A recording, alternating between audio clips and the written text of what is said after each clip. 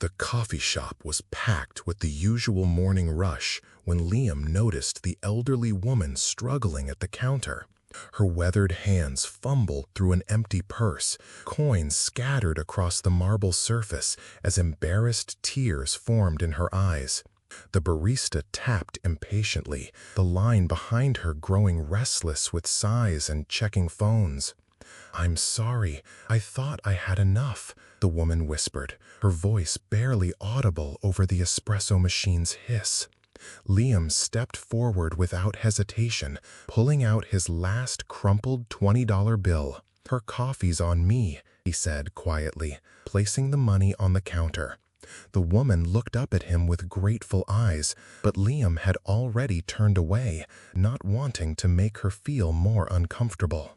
What none of them knew in that crowded Seattle coffee shop was that this simple act of kindness would change everything.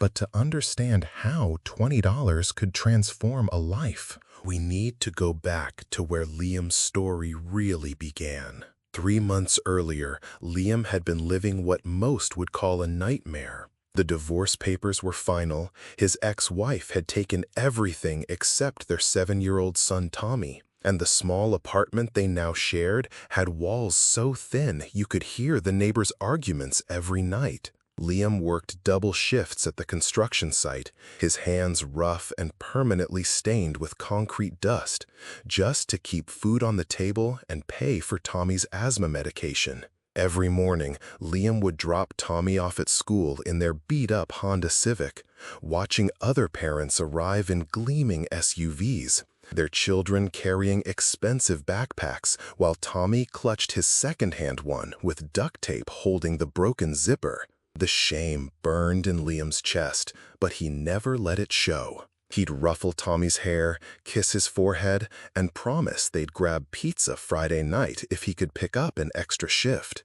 "Dad, why don't we have money like Jamie's family?" Tommy had asked one evening, his inhaler sitting on their scratched kitchen table between them. Liam's throat tightened. "Money doesn't make you rich, buddy. Having people who love you does, and you're the richest kid I know." Tommy smiled, but Liam could see the questions in his son's eyes. Questions about why they ate mac and cheese for dinner 4 nights a week, why their apartment smelt like mold, why Dad's phone kept getting turned off. The morning Liam gave away his last $20, he'd already skipped breakfast so Tommy could have cereal. His stomach growled as he watched the elderly woman take her first sip of coffee, her shoulders relaxing with relief. He didn't know her name was Margaret Chen, or that she was the founder and CEO of Chen Industries, worth over $2 billion. He didn't know she'd been testing people's character for weeks, disguised as someone the world would easily ignore. Margaret had built her empire from nothing after immigrating from Taiwan with $47 in her pocket. She'd worked in restaurant kitchens, cleaned office buildings at night, and saved every penny until she could open her first small tech company. Now, at 73, she spent her mornings anonymously observing how people treated those they perceived as powerless. That afternoon, while Liam was installing drywall on the 32nd floor of a downtown office building, Margaret was making phone calls. She'd had her team discreetly follow Liam, learning about his struggles, his devotion to Tommy, and his reputation among coworkers as someone who'd share his lunch with anyone having a tough day. "Find out everything about him," Margaret told her assistant. "I want to know his story." The report that arrived on her desk that evening painted a picture of quiet heroism. Liam had been an honor student in high school, accepted to engineering school on a partial scholarship. But when his father was diagnosed with cancer during Liam's sophomore year, he dropped out to work full-time and help with medical bills. His father died anyway, leaving behind crushing debt. Then came marriage, Tommy's birth, years of struggling to provide, and finally the divorce when his ex-wife decided she couldn't handle the financial stress anymore. "He's never complained," one neighbor told Margaret's investigator. "Even when his power got shut off last winter, he just took Tommy to the library to stay warm and told him they were having an adventure." Margaret set the report aside and stared out her penthouse window at the Seattle skyline. She'd been searching for someone worthy of what she was about to offer, and she'd found him giving away money he couldn't afford to lose. 2 days later, Liam was surprised to receive a call at work. The voice was professional, crisp. "Mr. Sullivan, this is Janet from Chen Industries. Miss Chen would like to meet with you this afternoon. Are you available?" "I think you have the wrong number," Liam said, concrete dust swirling around him as a jackhammer pounding nearby. "I'm just a construction worker." "No mistake, sir. Miss Chen specifically requested you. Can you be at our headquarters at 4 p.m.? Liam asked his foreman for the afternoon off, losing half a day's pay he couldn't afford. He drove downtown in his rattling Honda, parking next to Bentleys and Teslas in the Chen Industries garage. The lobby was all glass and marble, with a fountain that probably cost more than Liam made in a year. He felt completely out of place in his work clothes, concrete still under his fingernails despite scrubbing them raw in the parking garage bathroom. The receptionist looked him up and down with barely concealed disdain. "You're here to see Miss Chen?" she asked, her tone suggesting this had to be some kind of mistake. Before Liam could answer, elevator doors opened and out stepped the elderly woman from the coffee shop. But now she wore a tailored business suit and carried herself with unmistakable authority. Liam's eyes widened in recognition. "Hello, Liam," Margaret said with a gentle smile. "Thank you for coming." The receptionist's jaw dropped as Margaret personally escorted Liam to her private elevator.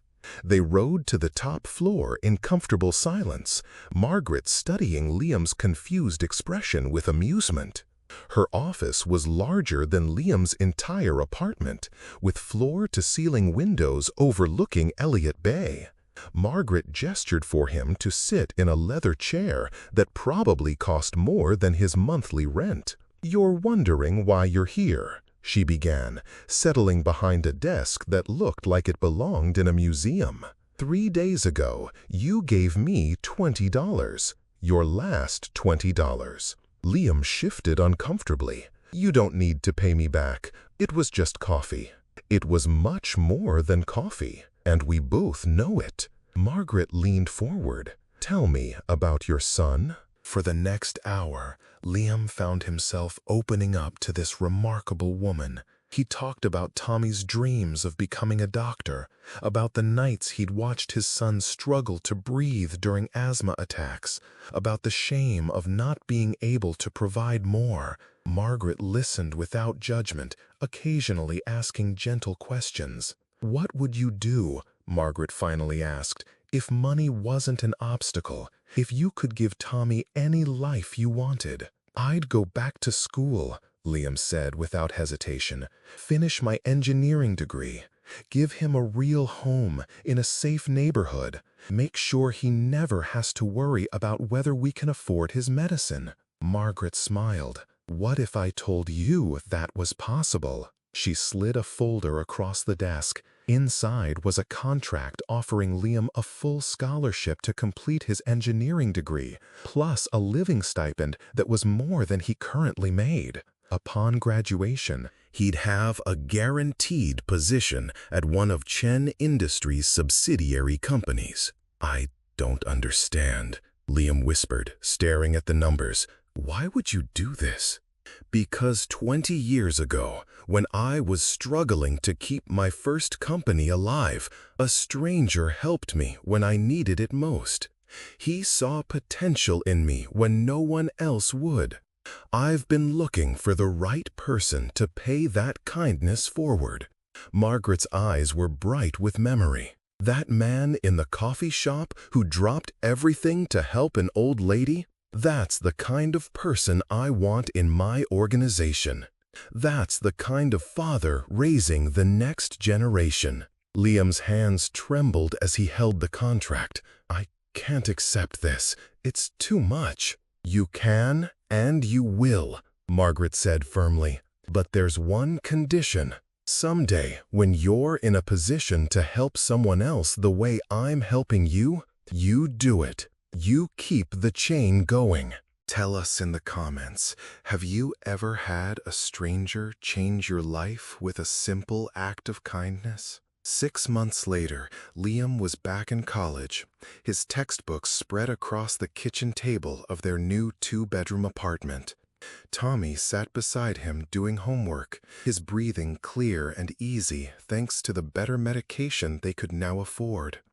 The Honda had been replaced with a reliable SUV, and Tommy's backpack was new, sturdy, with a functioning zipper. "Dad, will you help me with my science project?" Tommy asked, looking up from his worksheet about the solar system. "Of course, buddy." Liam closed his structural engineering book and turned his full attention to his son. "What are we building?" As they worked together, Liam thought about Margaret's words. The kindness wasn't just about the money or the opportunity. It was about dignity restored, potential recognized, and the chance to be the father Tommy deserved. 2 years into his program, Liam was interning at Chan Industries when Margaret called him to her office again. This time, he arrived in a clean button-down shirt and slacks, carrying a briefcase instead of a hard hat. "I have a proposition," Margaret said, gesturing to the chair he'd sat in that first day. "There's a young single mother in accounting, Maria Santos. She's brilliant, but she's stuck in an entry-level position because she can't afford to finish her MBA. Sound familiar?" Liam smiled, understanding immediately. "What do you need me to do?" "I want you to offer her what I offered you, not as Margaret Chen, but as someone who understands exactly what she's going through.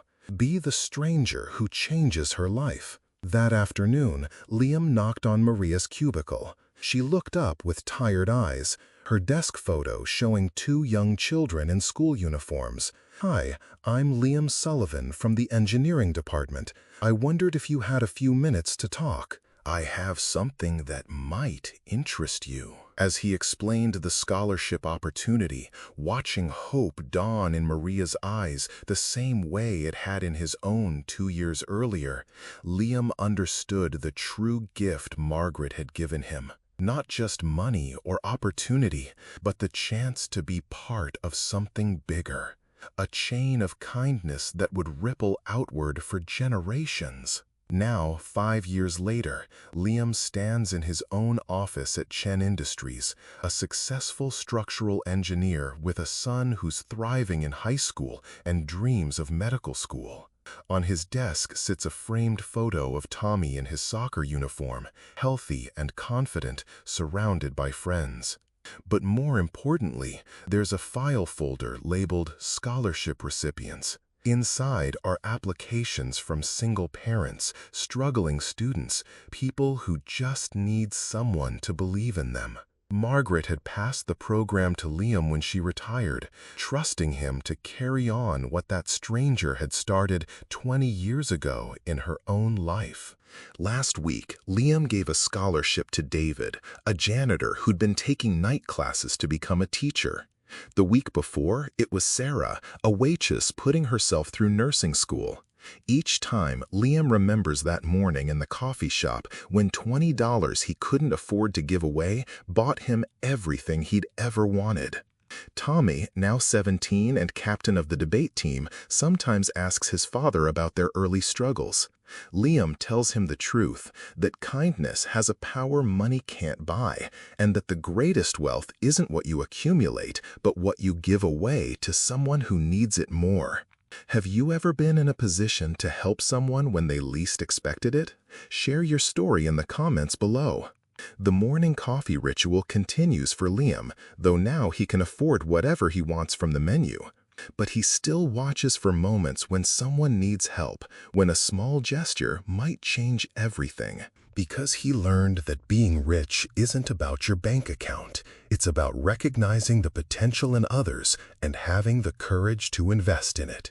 Margaret, now 81, still meets Liam for coffee once a month.